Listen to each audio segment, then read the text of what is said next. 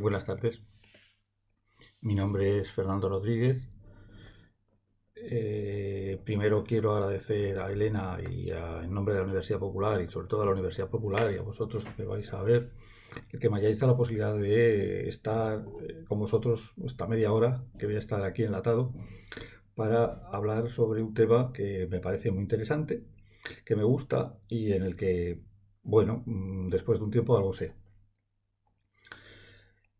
Agradeceros además de eso, contaros que voy a intentar que a vosotros también os guste, que os parezca interesante, que os parezca una cosa curiosa y sobre todo voy a intentar que os quede esa duda o esa incertidumbre de si será verdad o mentira lo que os estoy contando, si verdaderamente esto es simplemente juego, es un simple juego matemático, o si verdaderamente existen ciertas reglas que hacen que los números, que la geometría, que la belleza, que la naturaleza, que todo esté ligado y que todo genere un concepto que vamos a ver al final que es sencillez y armonía. Si yo tuviera que resumir la conferencia que os voy a dar, me gustaría deciros que vamos a hablar en el fondo, de algo muy sencillo, que debido a su sencillez y a sus reglas tan básicas de composición, vamos a generar con él siempre armonía. También quiero contaros que es la primera vez que uso este programa de grabación, por lo cual si en algún momento tengo algún problema voy a intentarlo solucionar lo mejor que sepa, pero no quiere decir que a lo largo de esta media hora que me han dicho que os tengo que contar, en la que os tengo que contar este tema, no vaya a tener algún tipo de problema o interferencia.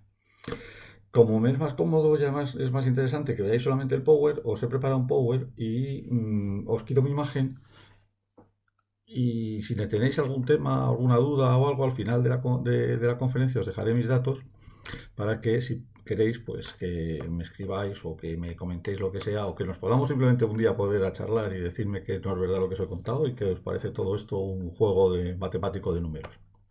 Vamos a por ella a ver qué pasa. En primer lugar, tenemos que definir qué es o hacia qué con lo que queremos referenciarnos. Para que hablemos, como vamos a hablar luego más tarde, de proporción, tenemos que ver hacia qué nos queremos referenciar. Y evidentemente la mejor referencia que tenemos nosotros es nuestro propio cuerpo, es la proporción humana. O sea, es el hecho de que nosotros, dentro del cuerpo que ocupamos, dentro del volumen que ocupamos y de la forma que tenemos una serie de proporciones, una serie de medidas que al final vamos a ver que se relacionan. Esta serie de medidas se han ido estudiando a lo largo de muchos siglos. Posiblemente el primero que las estudia es Vitruvio a través de estas imágenes que veis aquí. Esto está hecho, aunque todo el mundo se las atribuye a Leonardo, están hechas en el siglo I antes de Cristo. Y veremos que hay una serie de relaciones curiosas y que además nos empiezan a hacer entender o a hacer ver que las cosas tienen ciertas medidas matemáticas de magnitud que se van repitiendo y unos cánones que en el fondo estamos todos acostumbrados a trabajar y a jugar con ellos y a verlos en nuestro día a día, pero que son cosas que se van a repetir no solamente en nuestro cuerpo humano, sino que además se van a repetir en muchas más formas de la naturaleza. Como os contaba antes, según Vitruvio, en el siglo en el año 70 antes de Cristo y más próximo porque murió en el 15 después de Cristo, nos plantea ciertas cosas. Nos plantea, lo primero, que tenemos un hombre. Vamos a poner otro tipo de puntero para que lo veáis mejor. Nos plantea que tenemos un hombre con los brazos en cruz y que un hombre con los brazos en cruz tiene un hombre con una proporción correcta, tiene una cosa clara y es que su longitud entre los brazos en cruz y su altura es la misma. Quiere decir, lo tenéis aquí. Si os fijáis, veis que esta línea, que llegaría de la punta de los dedos a la punta de los dedos, tiene que ser igual a la altura que tiene desde la cabeza hasta los pies. Quiere decir, en el fondo, ¿qué estamos hablando a la hora de hablar de geometría, de estas cosas? Que un hombre puede estar inscrito dentro de un cuadrado, como veis aquí. Y entonces yo puedo escribir un hombre con los brazos en cruz dentro de un cuadrado y resultará que la longitud que tengo desde las manos relacionada con lo que tengo desde la cabeza a los pies es igual. Bien, supongamos que ahora el hombre le hacemos como decimos aquí, separar un poco las piernas, aproximadamente un catorceavo, y aparece el hombre que tengo por detrás, el que tiene los brazos ligeramente inclinados y las piernas un poco más en ángulo. En ese momento aparece otra figura curiosa y analizamos, y es que entre los dos pies y el ombligo aparece un triángulo equilátero, que lo veis aquí pintado. Y si hago centro en el ombligo de este hombre, completamente proporcionado, conseguiré esta segunda circunferencia que pasará por la punta de los dedos con los brazos inclinados y por la punta de los pies. Quiere decir, en geometría hemos hecho un cambio, hemos pasado de una cosa que era una cruz, o sea, el sistema más primitivo geométrico, que son dos líneas cruzadas, nuestro sentido de la orientación, norte, sur, este, oeste, un cuadrado, por lo tanto, una forma regular y racional. Al abrir un poco nuestros brazos y abrir un poco nuestras piernas, hemos podido llegar a escribirla en una segunda fórmula, una segunda forma geométrica, que sería un círculo, cuyo centro va a estar en el centro de todo, que es centro de todo, no centro geométrico, que es el ombligo. Y digo no geométrico porque no vamos a tener la misma distancia de la cabeza al ombligo que del ombligo a los pies, como veremos luego más adelante. Esto, bueno, pasa con este hombre, pero años después, muchos siglos después, en nuestra época, aparece otro señor, otro gran arquitecto que se llama Le Corbusier, que empieza a plantearse las mismas hipótesis de trabajo de cómo se analiza el hombre. Este señor ya está más próximo a nuestra época y por lo tanto, en lugar de usar cuadrados y círculos, lo que va a usar son medidas reales que nosotros vamos a poder reflejar y poder tener mensuradas, por decirlo de alguna forma, o sea, en cuanto a un número real, para ver que ese número luego lo vamos a poder usar para proporcionar una serie de cosas. El modulorum de Le Corbusier trabaja con una altura de 2,26, que es la altura que se debería producir para una persona perfectamente proporcionada entre sus pies y su brazo completamente estirado. Según Le Corbusier, la altura ideal o la altura máxima de proporción de esta persona son 2,26 desde este punto, o sea, mano estirada, a los pies. Bien, si cogiéramos una línea que pasase por el centro de su ombligo, hiciéramos este rectángulo, o sea, el rectángulo que cierra, vamos a poner otra vez el puntero para que lo veáis, el rectángulo que cierra desde el ombligo hasta los pies, veremos que esto está justo a la mitad de la altura humana, o sea, con el brazo extendido, pero no de la altura humana hasta la cabeza. Si además viéramos que pudiéramos hacer otro rectángulo desde el ombligo hasta la cabeza, veríamos que entre esta proporción de este arco azul, o sea, la distancia que hay de la cabeza al ombligo, y la distancia que hay de la cabeza a los pies y este otro arco azul, veremos que existe una relación fija, que de esa misma relación fija se va a cumplir luego aquí, de la cabeza al brazo extendido. Y en base a mantener esa relación, que todavía no jugamos, que luego veremos que vamos a llamar phi, que vamos a llamar serie de Fibonacci, empezarían a aparecer todas estas subdivisiones dividiendo por phi, dividiendo por un número que luego veremos, para poder conseguir que todos los elementos importantes, las articulaciones y los puntos importantes del cuerpo humano estén siempre en una determinada proporción, siempre y cuando este señor mantenga lo que llamamos una proporción maravillosa en cuanto a hombre. Todos podemos comprobarlo, es muy sencillo. Podemos saber cómo estamos de bien o de mal proporcionados si hacemos un pequeño juego. Cogemos en una pared, nos ponemos descalzos, marcamos la altura hasta nuestra cabeza, marcamos la altura hasta nuestro ombligo y comprobamos en qué proporción, o sea, qué relación existe entre esta distancia del ombligo a la cabeza y esta otra distancia del ombligo a los pies. Cuanto más os aproximéis a 1,618, que es el ideal, que es lo que marca Le Corbusier como ideal, pues estaréis siendo más proporcionados y más canónicos y sobre todo más en relación armónica del número de oro. Curioso que 20 siglos después estemos todavía estudiando las mismas relaciones que ya se estaban estudiando antes en el mundo de Vitruvio. Vamos a ver por qué pasan estas cosas. Si seguimos analizando estas cosas, y Le Corbusier lo hizo más, podemos analizarlas ya con distintas posiciones, con distintos estudios de cómo funciona el hombre, en distintos tipos de sentado, de pie.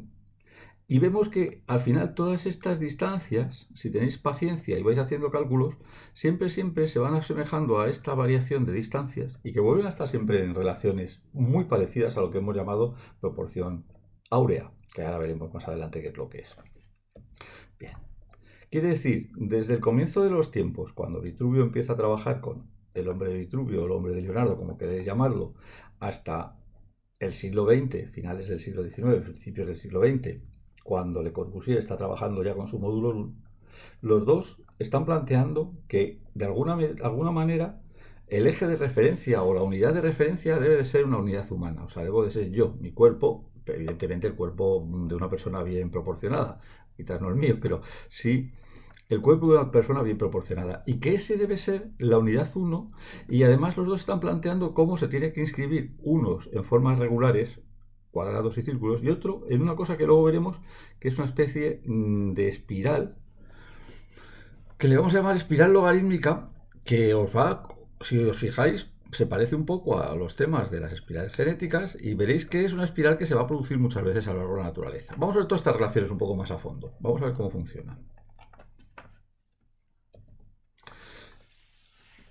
Existe una cosa que hablaremos ahora que se llama espiral logarítmica o espiral áurea o espiral de Durero, como queráis, con un número que hablaremos luego cómo se obtiene, que es este famoso número 1 dividido entre 1,618, sobre todo el 1.618, que es el número áureo, que se cumple en muchísimas cosas de la naturaleza. Por ejemplo, se cumple en nuestra posición fetal. Como veis aquí, si yo traslado esta espiral a este feto, pues se cumple bastante. Se cumple en la concha del Nautilus, en la concha de los caracoles. Veremos que hay muchos más ejemplos en la naturaleza.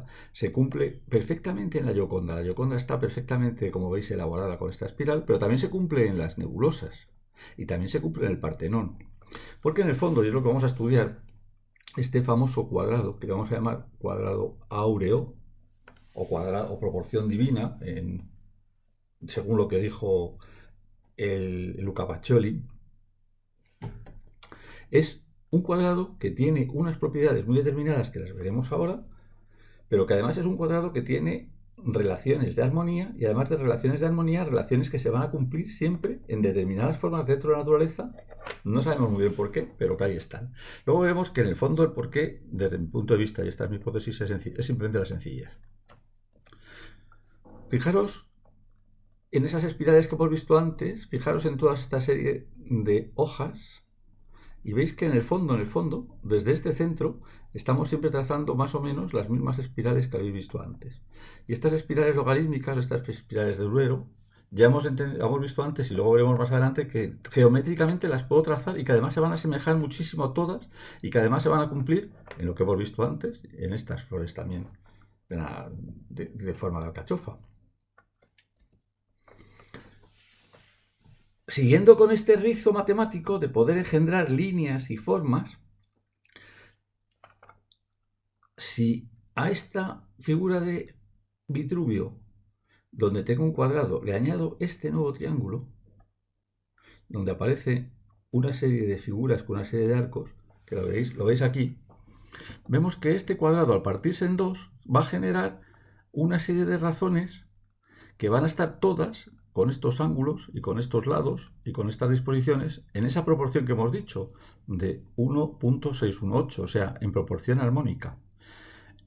Y si os fijáis ahora bien en la figura y miráis todo esto, veis que en el fondo las relaciones que estoy generando son relaciones que nos resultan desde mi punto de vista bonitas porque tienen armonía, es decir, están en proporción 1, 1.68, o sea, número phi.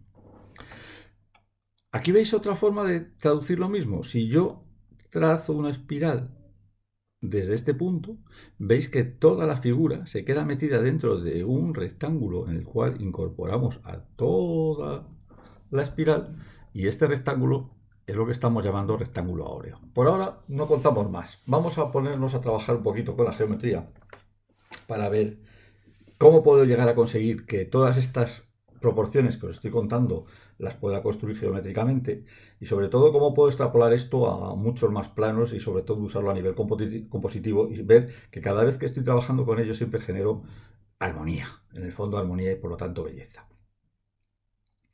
Para poder empezar con estos temas vamos a hablar un poquito de lo que la RAE define como geometría para poder entender cómo uso la geometría y luego voy a plantear el por qué creo yo que existe la geometría.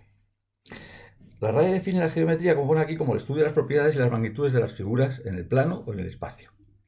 Y dentro de la geometría nosotros vamos a trabajar en lo que vamos a llamar geometría plana, es decir, la parte de la geometría que todos los puntos están en un plano, o sea, lo que llamamos hoy en día 2D.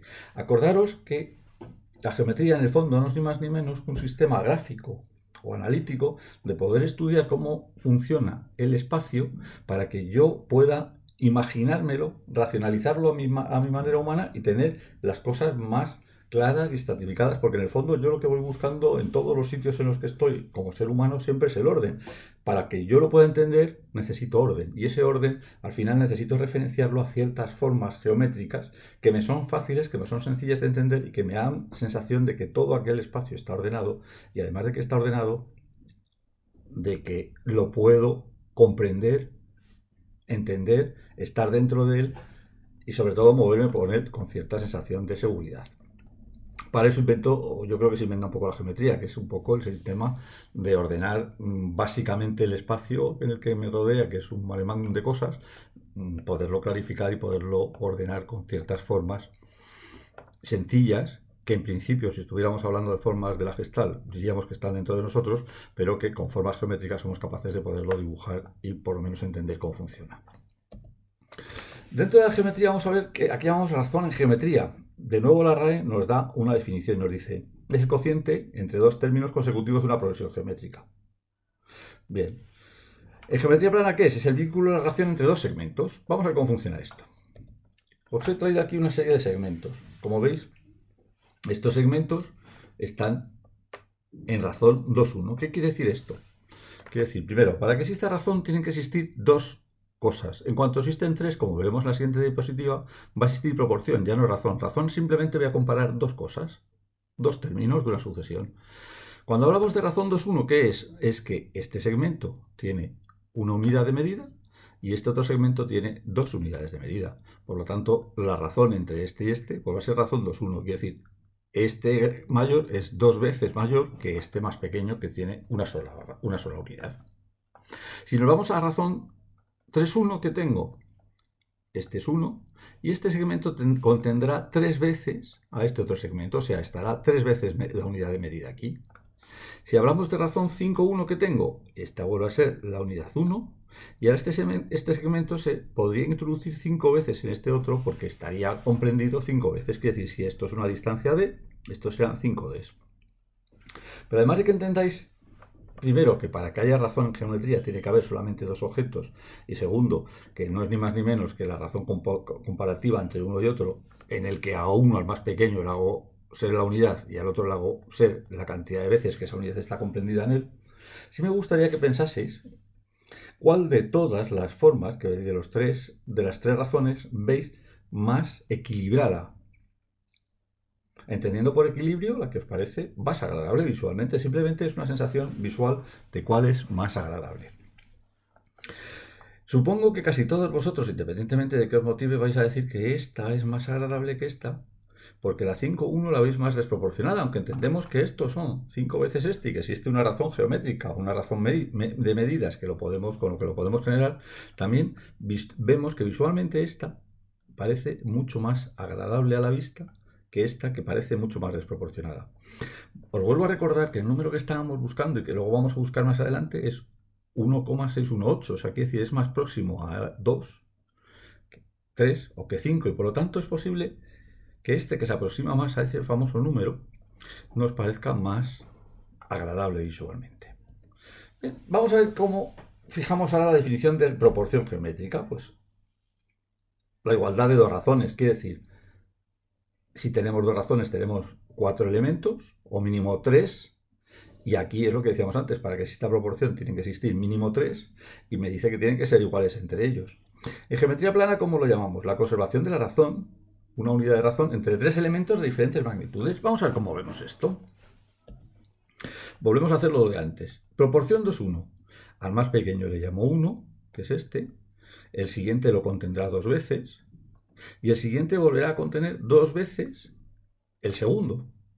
Quiere decir, ahora estamos en proporción 2:1, porque todos los segmentos, en el fondo, guardan una relación de ser 2 veces mayor que el anterior. Este es el 1, este es el 2, 2 veces mayor, este es el 3, 2 veces mayor que el 2. Esto le vamos a llamar proporción 2:1. Vemos que a nivel visual todos los segmentos nos parecen proporcionados, con lo cual tenemos claro y entendemos cómo se está produciendo esta serie y cómo se está produciendo todo el proceso. Cuando hablamos de proporción 3:1 también lo tenemos claro. Aquí tengo un 1, le fijo a este como 1, este segmento lo contendrá 3 veces y este segundo segmento contendrá 3 veces al anterior. Por eso lo llamamos proporción 3:1. Una unidad, 3 veces la unidad, 3 veces el segundo. Bien, el A1,5 que tenemos, 1, 5 veces el 1 y 5 veces el segundo segmento. De nuevo, fijaros que si volvemos a preguntarnos cuál es el que nos parece más proporcionado de verdad, más agradable visualmente, pues nos vamos a quedar con este. Vamos a estar otra vez muy cerca del famoso 1.618. Porque el de abajo se nos hace ya muy grande, y en este el de abajo se nos hace grandísimo con relación a los otros. Si nos lo vemos, aunque entendemos la proporción, aunque entendemos cómo funciona el sistema de magnitud de comparación, no entendemos por qué se hace tan largo. Sin embargo, aquí esto lo vemos más o menos en una escala armónica y agradable para poder trabajar con ella. Bien, por último vamos a ver que aquí llamamos armonía. ¿Y qué llamamos armonía? Pues la proporción y correspondencia de unas cosas con otras en el conjunto de que las componen. Si volvemos a lo anterior, vemos que aquí, no sabemos por qué, pero intuimos que hay más correspondencia entre las relaciones que lo componen. Nos parece como más próximas. Estos finales a lo mejor están más cercanos.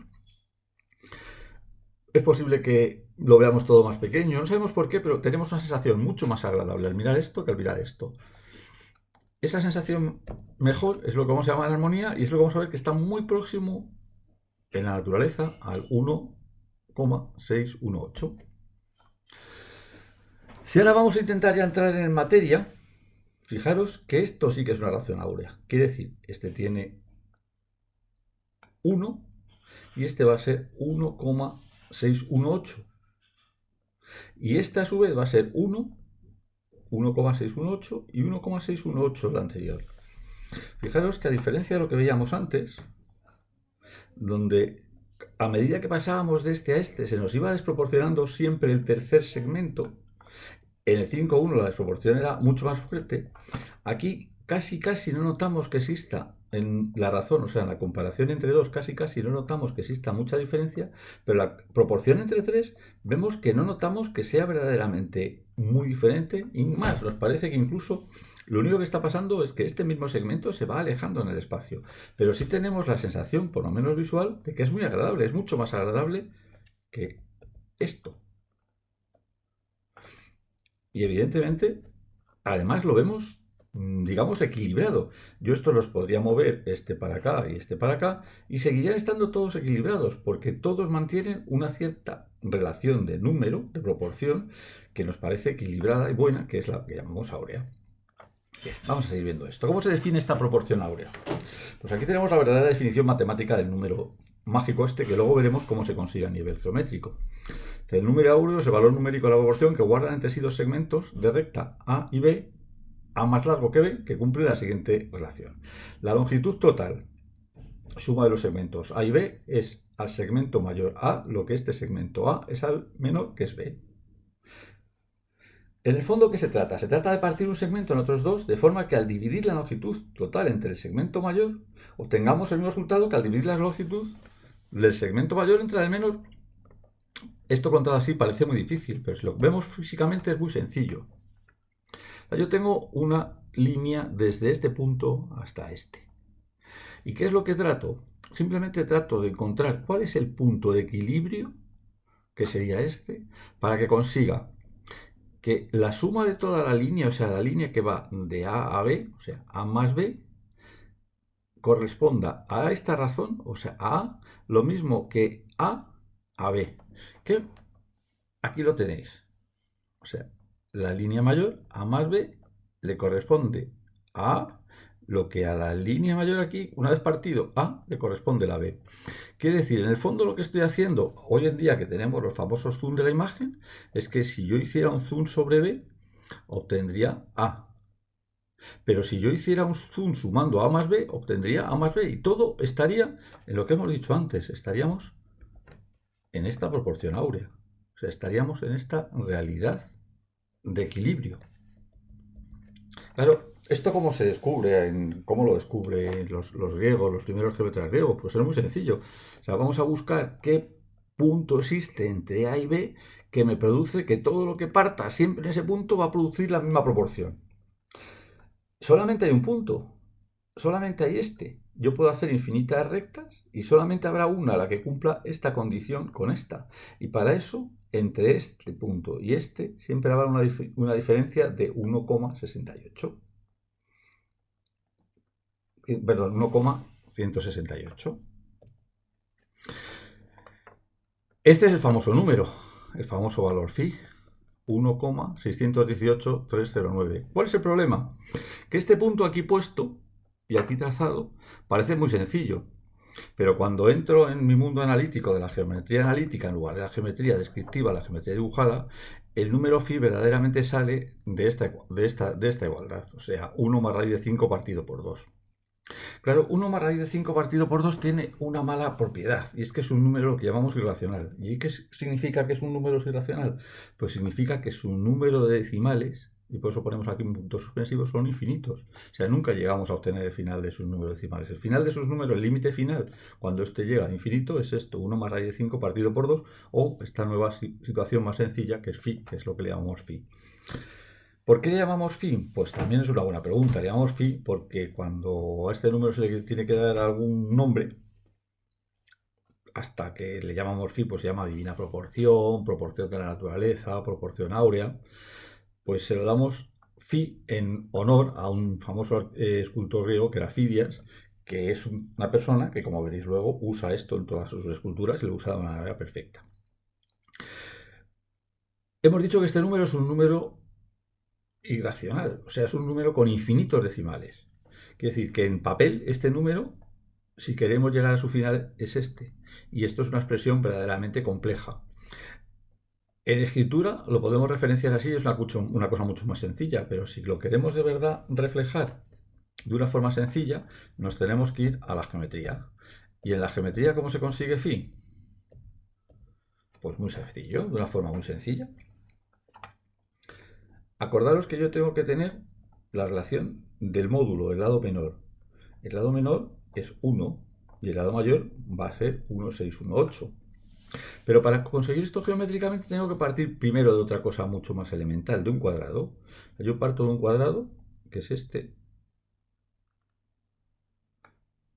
Este cuadrado, como veis, tiene el lado 1. O sea, este cuadrado que va desde este punto a este punto, a este punto y a este punto y a este, tiene lado 1, quiere decir todos sus lados van a ser 1, este es 1, este es 1, este es 1 y este es 1.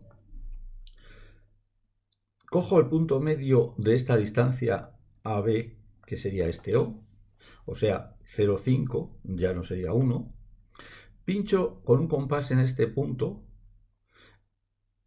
y giro, genero este arco de circunferencia hasta que corto la recta AC. La recta AC no es ni más ni menos que prolongar AB hasta que se corte con este arco.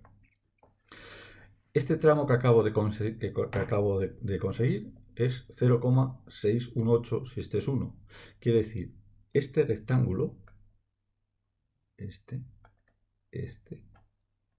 y este, va a estar en proporción áurea. ¿Por qué? Porque su lado menor es 1, su lado mayor es 1,618 y la razón que va a existir entre los dos, por lo tanto, va a ser 1,618 dividido por 1, luego el número phi. Quiere decir, es bastante sencillo, lo vamos a repetir. Trazo un cuadrado cualquiera, cojo el punto medio del lado base del cuadrado, pincho en este punto medio sobre esta recta hasta que corto la ampliación de la línea AB de cuadrado. A partir de ahí ya es sencillo, el rectángulo que formo con este lado como lado mayor y uno como lado menor y otra vez el lado mayor y otra vez esto como uno, pues este rectángulo es un rectángulo áureo. Parece sencillo la construcción geométrica y no tiene ninguna pega, mientras que matemáticamente este número es muy difícil porque acordaros que estos son infinitos decimales, geométricamente es sencillo de construir porque este lado del rectángulo AC es un lado que está en proporción áurea, o sea, en número phi, con este lado que vale 1. Quiere decir, los infinitos decimales aquí están en esta recta. Es mucho más sencillo construir las cosas geométricamente que construir las cosas a nivel de geometría analítica. Bien, volvamos para atrás. Y luego veremos alguna propiedad más curiosa de este rectángulo. Ya hemos visto cómo se calcula a nivel numérico. Ya hemos visto también cómo se calcula a nivel geométrico. Yo os recomiendo que lo calculéis siempre a nivel geométrico, muchísimo más sencillo y más rápido. Pero vamos a ver otro elemento curioso que tiene este número phi. Este número phi tiene una particularidad para la cual vamos a hacer primero una historia de qué es lo que vamos a ver y luego ya veremos cómo lo hacemos con phi. La particularidad es la famosa serie de Fibonacci. Supongo que casi todos conocéis la serie de Fibonacci por todos los libros de magia y esoterismo, fundamentalmente por el de Dan Brown, el que no me acuerdo cómo se llama ahora, y porque además, bueno, pues es una serie muy típica de las series aritméticas. La serie de Fibonacci obtiene una forma muy sencilla. Empiezo en 0, al 0 añado el siguiente número que aparece en los números, que es el 1, y ahora sumo y digo 0 y 1, 1, 1 y 1, que lo tengo aquí, 2, 2 más 1, 3, 3 más 2, 5, 5 más 3, 8, 8 más 5, 13, 8 más 13, 21. Y así puedo seguir hasta el infinito. En el fondo, que estoy haciendo lo que viene aquí, o sea, para conseguir el siguiente término de la serie, o sea, para conseguir el 3, sumo el anterior y el anterior al anterior, o sea, 2. Sumo estos dos para conseguir este, sumo estos dos para conseguir este y así voy consiguiendo todos. ¿Qué particularidad tiene esta serie? Bueno, pues esta serie, como veremos, tiene muchas particularidades, pero una muy curiosa es que si yo divido un término con el anterior, al principio voy obteniendo números que cada vez se van aproximando poquito a poquito, más grandes, y en el límite de todas estas proporciones, de todas estas divisiones, siempre va a estar phi. Quiere decir,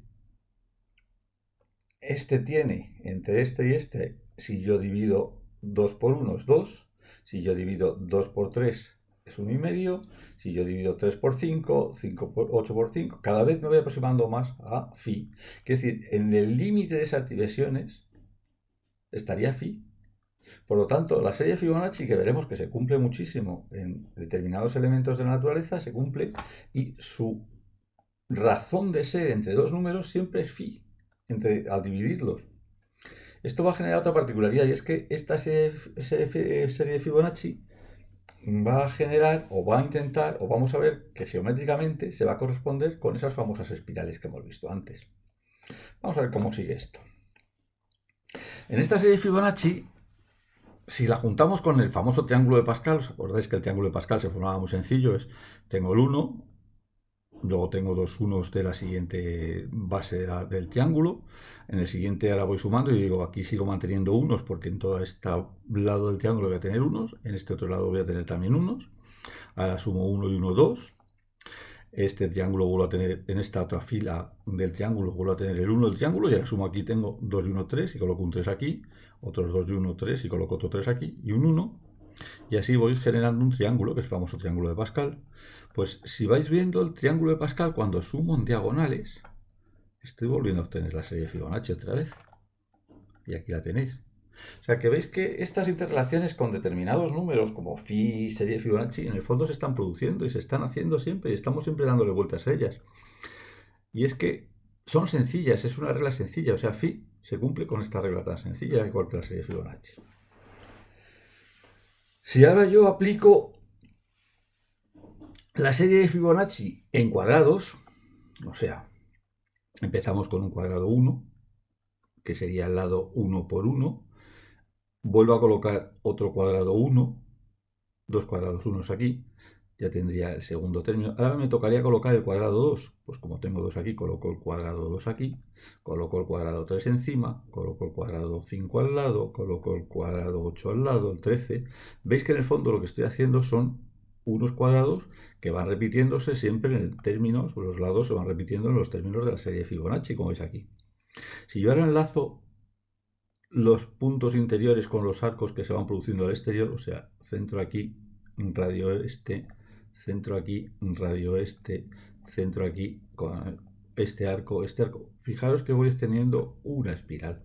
Y esta espiral, que hasta ahora le hemos llamado espiral logarítmica o Nautilus, es la espiral que conforma todos los cuadrados de la serie de Fibonacci. Quiere decir, la serie de Fibonacci tiene mucho que ver con el número phi, porque sabemos que dividiendo dos términos siempre voy a llegar a hacer phi al final, pero además voy a trazar siempre al dibujarlo geométricamente esta espiral, y esta espiral es la que hemos visto antes en esta famosa diapositiva que había aquí. Aquí tenéis la espiral de Fibonacci. Quiere decir que de nuevo vemos la relación que existe entre este numerito, la serie de Fibonacci, la definición geométrica o el dibujo geométrico de la serie de Fibonacci, que es la espiral, y la sensación de belleza que me produce. Alguna razón tiene que tener esto para que todo vaya coincidiendo hacia allá. Si yo quiero hacer la misma serie, pero en lugar de con cuadrados, la hacemos con rectángulos áureos, y aquí vemos que los rectángulos áureos tienen una particularidad muy peculiar, es que acordaros que este rectángulo que yo tengo aquí, olvidaros de la espiral, vamos a trabajar primero con este rectángulo, acordaros que este rectángulo que tengo aquí es un rectángulo áureo. O sea, quiere decir, si este lado vale 1, ¿este cuánto vale? Pues vale 1,618.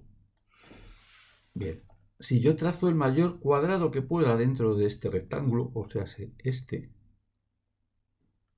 los rectángulos áureos mantienen la propiedad de que el siguiente rectángulo que queda como resultado, o sea, este, es un rectángulo áureo. Vamos a pintarlo para que lo veáis bien. Dentro de todo rectángulo, pues,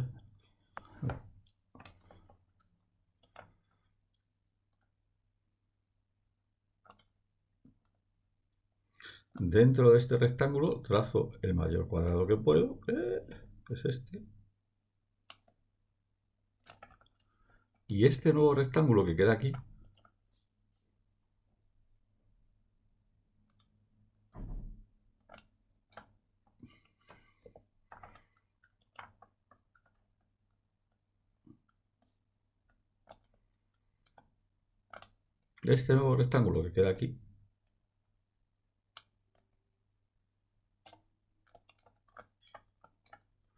es un rectángulo áureo también. Quiere decir, mantiene las mismas proporciones que mantenía el anterior. Esto es 1, este lado es 1, y este lado, si el anterior era 1, va a ser 1,618. Bien, si ahora a este de nuevo le vuelvo a hacer el cuadrado más grande que puedo, ese sería este. Este nuevo rectángulo va a ser áureo.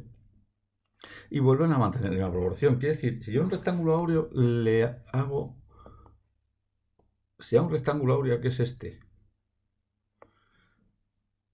le corto el cuadrado... perdón, a un rectángulo áureo, que es todo rectángulo, le quito el mayor cuadrado que puedo, o sea, esto. El rectángulo que queda, o sea, este, vuelve a ser un rectángulo áureo. Pero estos rectángulos y estos cuadrados me vuelven otra vez a generar la misma espiral de antes. Quiere decir, el número phi con la serie de Fibonacci, con la espiral, con todos los elementos naturales que vamos a ver luego, están completamente relacionados, porque en el fondo todo está hablando de una cosa que en esta conferencia no vamos a hablar y que os lo dejo ahí pues sembrado, que es lo que se llama la simetría pentagonal. que tiene que ver con que todas estas formas siempre se van a ir repitiendo como las famosas formas fractales hasta el infinito. Y van a venir desde el infinito hasta mí. Es una cosa curiosa, pero es así. Bien, esto también nos pasa con el famoso teorema de Pitágoras, ¿os acordáis? La suma de los cuadrados de los catetos, o sea, el área del cuadrado que yo inscribo en un triángulo rectángulo entre los dos lados menores, o sea, la suma de A más B es igual a C. Pero también pasa con semicírculos y también me pasa con pentágonos. Esto pasa por lo que os he dicho antes, por la famosa simetría pentagonal, que a los que os guste mucho estos temas y queréis que hablemos de ello, pues un día hablamos, nos sentamos y hablamos del siguiente salto al número de oro, que sería la famosa geometría fractal pentagonal, que es el tema pitagórico del pentágono pitagórico, que veremos más a continuación. Este pentágono pitagórico, que ya os digo, genera lo que se llama la simetría pentagonal, y es por lo que Pitágoras lo coge como imagen de su secta, tiene muchas relaciones también formales con el número áureo. Primero vamos a ver, dentro del pentágono, vamos a ver lo que vamos a llamar la estrella pentagonal. O sea, vamos a coger esta estrella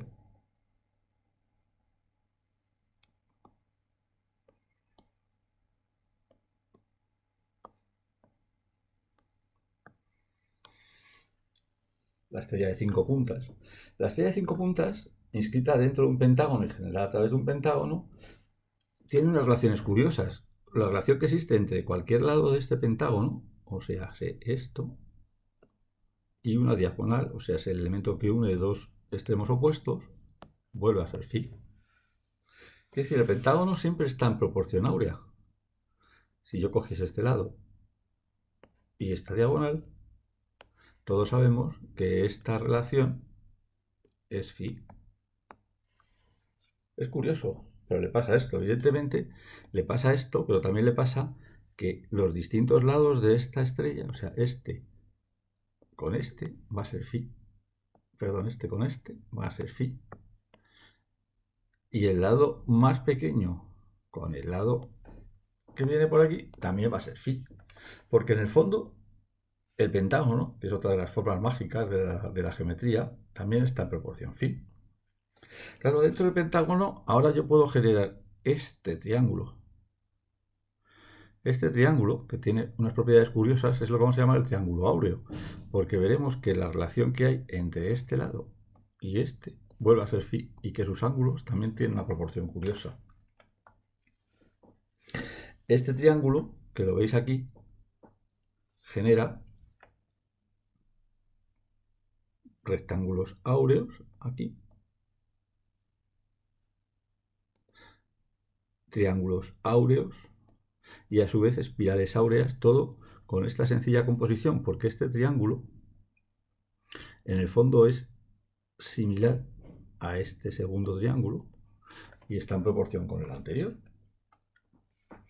Como veis aquí, dentro del triángulo áureo, que era el anterior que veíamos, yo puedo seguir generando a través de las alturas, o sea, la línea que une este ángulo con el punto medio con este lado, dividiendo este ángulo en dos cosas iguales, en dos ángulos iguales, generamos siempre triángulos que cuando a su vez se van subdividiendo en más triángulos, de nuevo nos vuelven a generar la famosa espiral logarítmica, que es, como ya hemos dicho antes, phi, y que además es Fibonacci. Curioso que no solamente se pueda construir con rectángulos, sino que además también se pueda construir con triángulos. Volvemos al cuadrado. Fijaros con el cuadrado cómo construía el número de oro, o sea, el rectángulo de oro. Acordaros que esto es 1.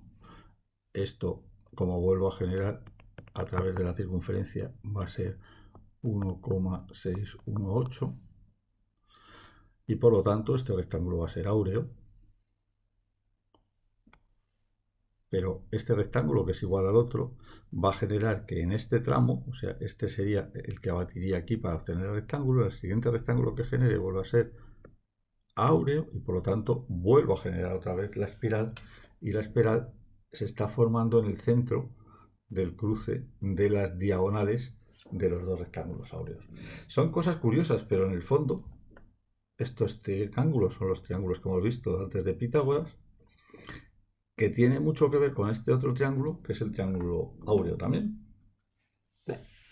Una vez vistas todas estas cosas, vamos a ver si todo esto se cumple en la naturaleza, si todas estas figuras verdaderamente están en relación con lo que hemos dicho. Ya hemos visto cómo se construyen, ya hemos visto cómo son. Vamos a ver si podemos ver ahora si se cumplen verdaderamente en la naturaleza todas estas proporciones, y entonces ahí ya veremos que cerramos el círculo de esta magia, que no sabemos muy bien por qué este famoso número de 1,618 al final es un número que se está repitiendo en todos los elementos de la naturaleza y en todos los elementos del universo. Hemos dicho que éramos capaces de construir a través de la serie de Fibonacci una espiral logarítmica, una espiral de Fiorero, una espiral de Fibonacci, una espiral de áurea. ¿Os acordáis que este rectángulo es un rectángulo áureo? Pues esta espiral, como veis, cumple perfectamente dentro de un caracol. Los caracoles tienen el crecimiento de sus conchas y la formación de sus conchas dentro de un rectángulo áureo y dentro de una espiral áurea. Fijaros que todas las volutas que vais viendo desde aquí, donde van metiendo el aire, esto es otra espiral áurea, y todas estas en el fondo son ramas de espirales áureas, pero además la distancia, si divido esta entre esta, la relación que me va a dar es phi. Pero igual me daría entre esta, si divido esta entre esta, la relación que obtengo vuelve a ser phi. Quiere decir, la naturaleza está trabajando con una geometría muy estudiada, muy sencilla, pero en base al número phi siempre. Aquí tenéis otra más curiosa. Esto es una oreja.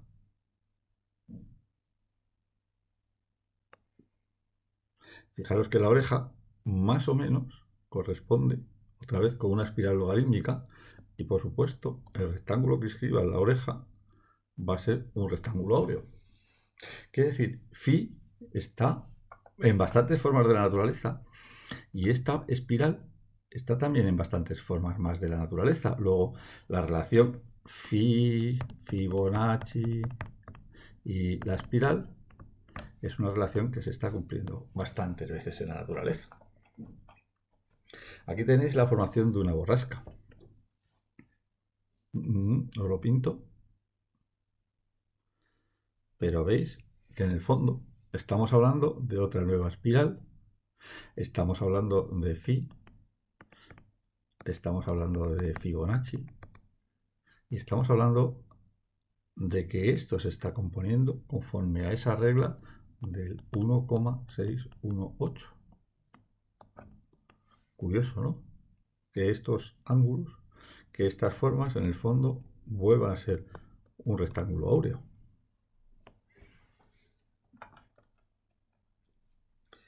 Más ejemplos de los que tenemos.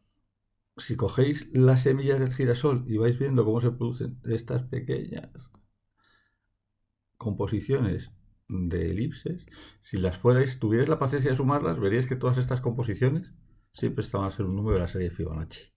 Pero si sumaseis todas las semillitas del interior, veríais que estáis dentro de un número de la serie de Fibonacci. Pero si además sumamos las que hacen como pétalos interiores, seguiría siendo un número de Fibonacci. Pero si sumamos todos los pétalos que tiene el girasol, sería un número de la serie de Fibonacci. Aquí tenéis el romanesco. Veis que el romanesco también produce espirales de la serie de Fibonacci. Pero si sumáis las puntas de un romanesco, tanto de una parte pequeña como de una parte grande, siempre vais a obtener un número de la serie de Fibonacci. Aquí lo tenéis con un cactus. Fijaros que el cactus está de nuevo generando una espiral de Fibonacci. Pero si volvéis a sumar esto, veréis que estáis en un número de la serie de Fibonacci.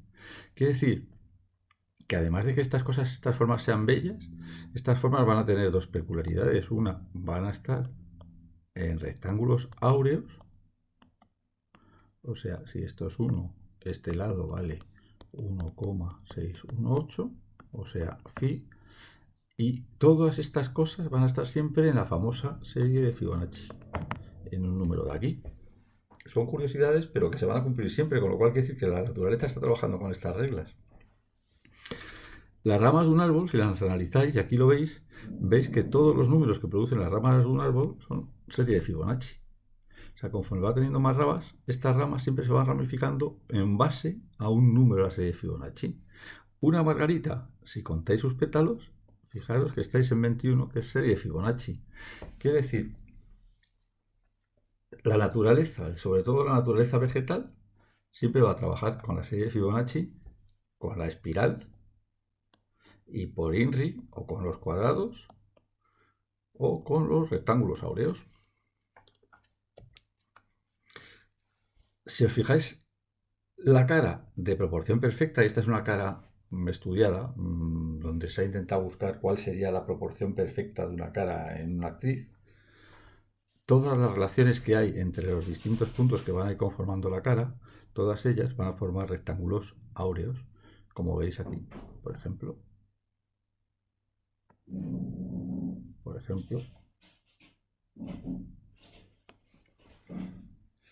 Quiere decir que todo aquello que mantiene una proporción 1,618 y que yo puedo trazar rectángulos áureos alrededor de sus puntos principales y más pragmáticos por los que voy a mirar, siempre me van a aparecer cosas armónicas, cosas bellas y sobre todo me van a dar la sensación de un orden muy lógico, porque en el fondo parece que es el orden de la naturaleza. Más ejemplos, como veis, de más flores. 8, serie de Fibonacci.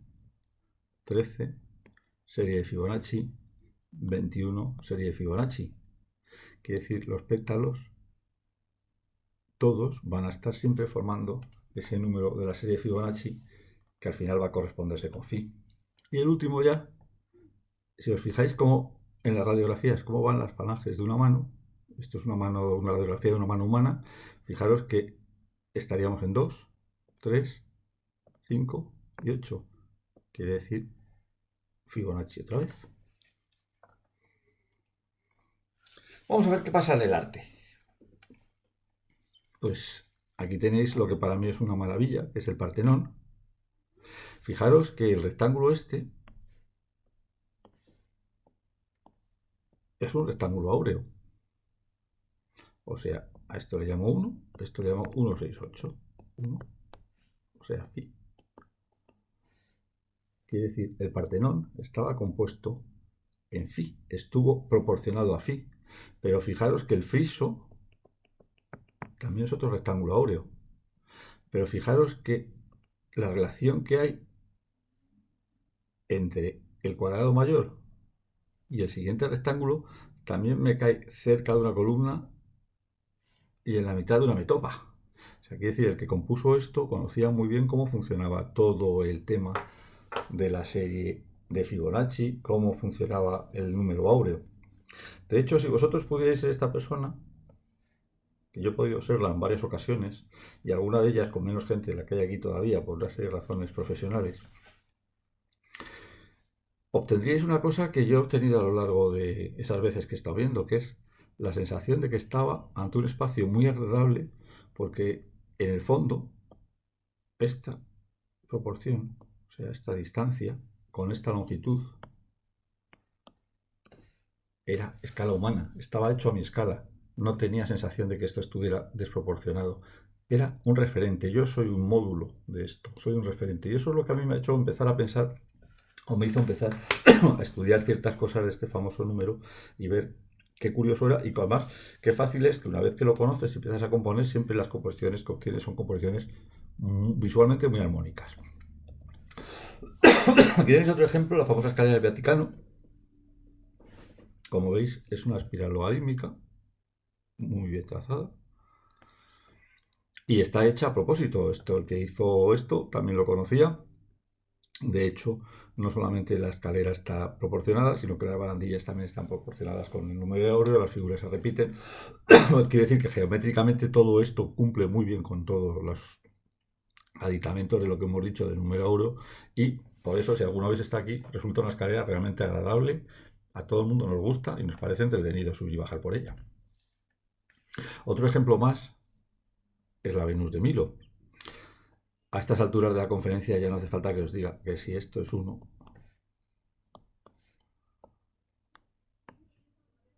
esto es 1,618. Quiere decir, la distancia que hay desde el ombligo hasta la cabeza es 1.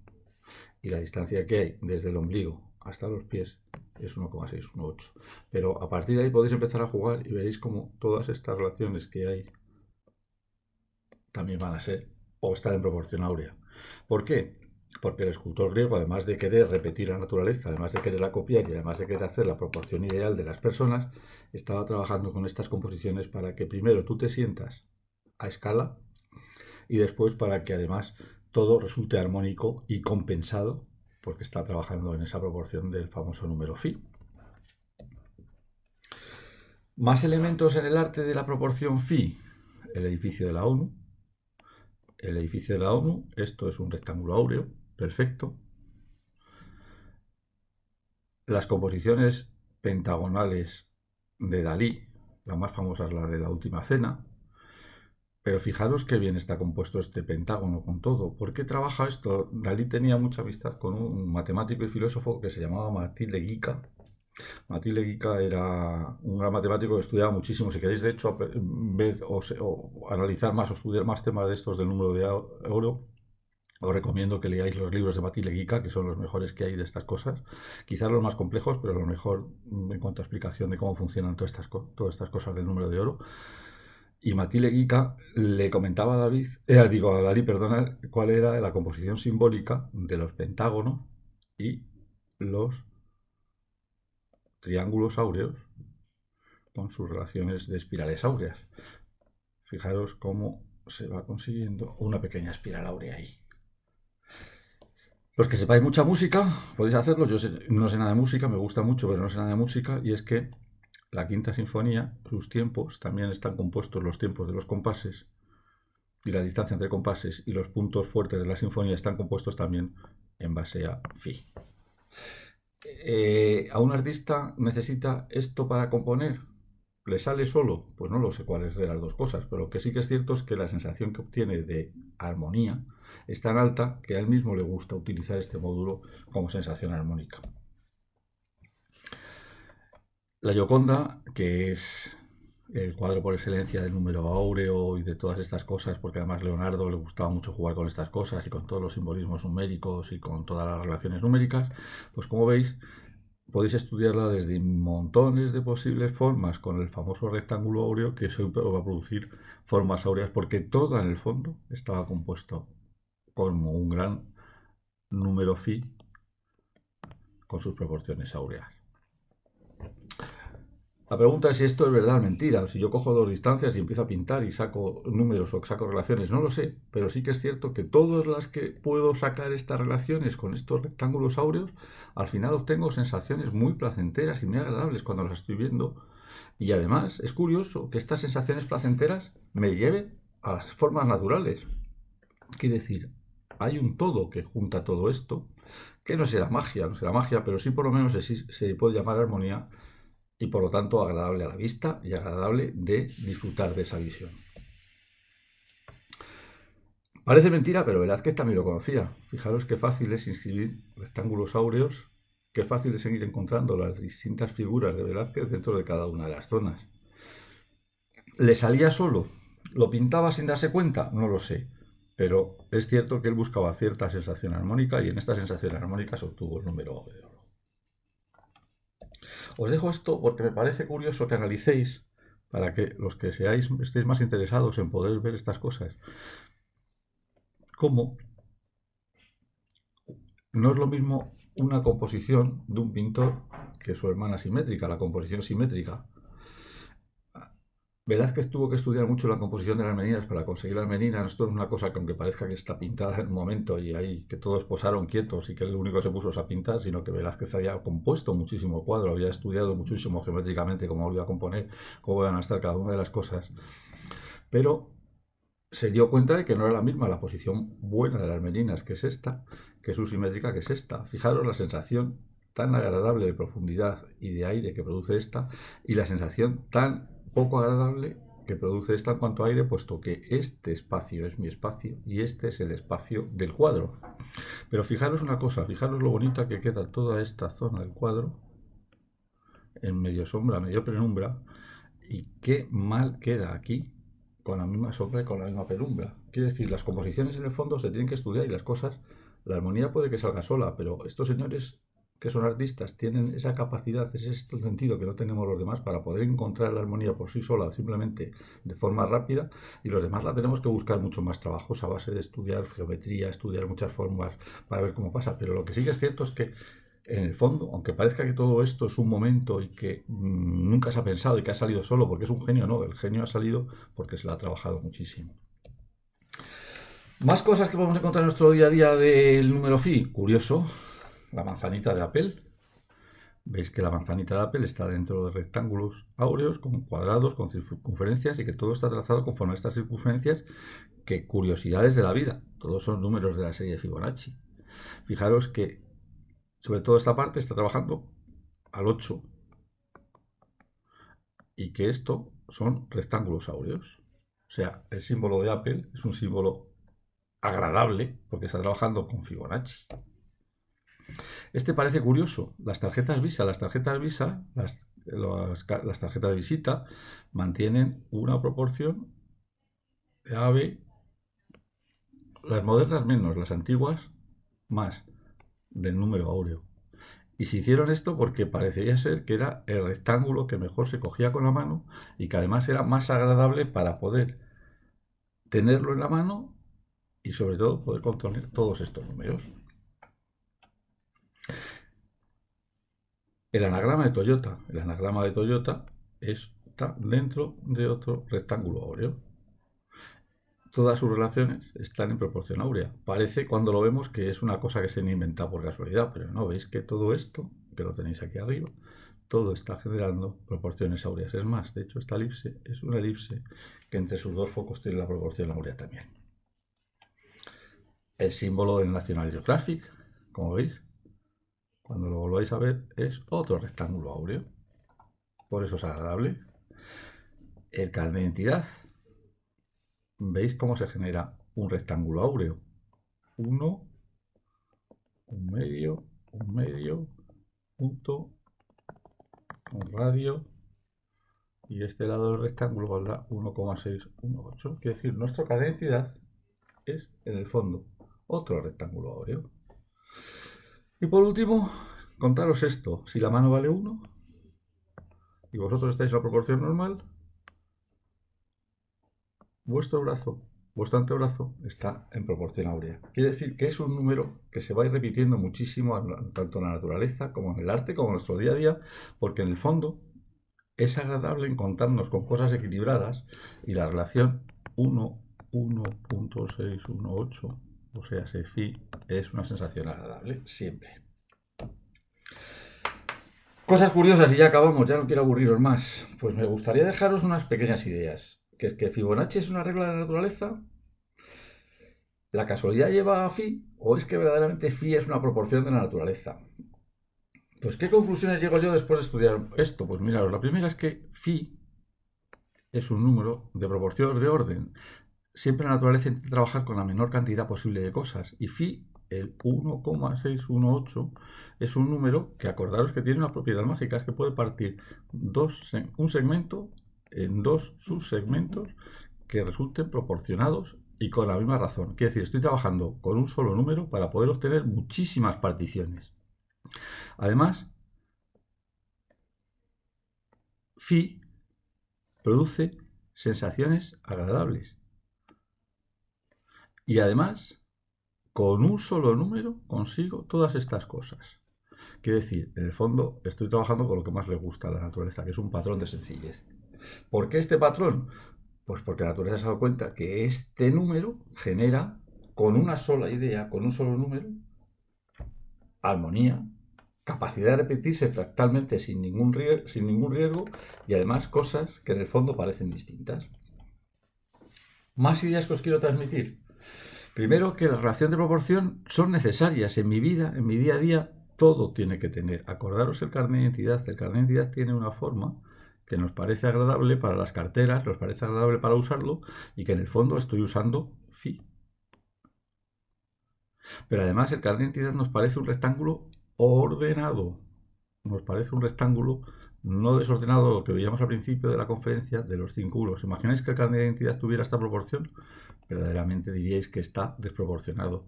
Mantiene el criterio de proporción de phi y nos parece una cosa muy ordenada, muy agradable. Y que de nuevo podemos jugar solamente con una regla, y la regla es 1,618. Y eso es la ventaja. El final de estos 3 puntos que os dejo, que son mi interpretación y vosotros podéis estar de acuerdo conmigo o no. Y para eso ya os digo, a vuestra entera disposición para que cuando queráis lo veamos. Es que phi da siempre sensación de armonía. Phi en los elementos con los que yo me comparo me va a dar sensación de escala humana porque estamos trabajando con un elemento natural. Y phi es posiblemente la regla de orden natural o la interpretación matemática de esa regla de orden que me transmite sensación de agradable, armónico, belleza, como queráis llamarlo. Bien, espero no haberos aburrido mucho, hemos llegado al final. Para cualquier cosa, Elena tiene mis datos y por favor no dudéis en poneros en contacto conmigo. Muchísimas gracias por aguantarme, muchísimas gracias por darme esta oportunidad y de verdad quedo a vuestra entera disposición para cualquier cosa que queráis que podamos ver de este número que me parece cuando menos curioso.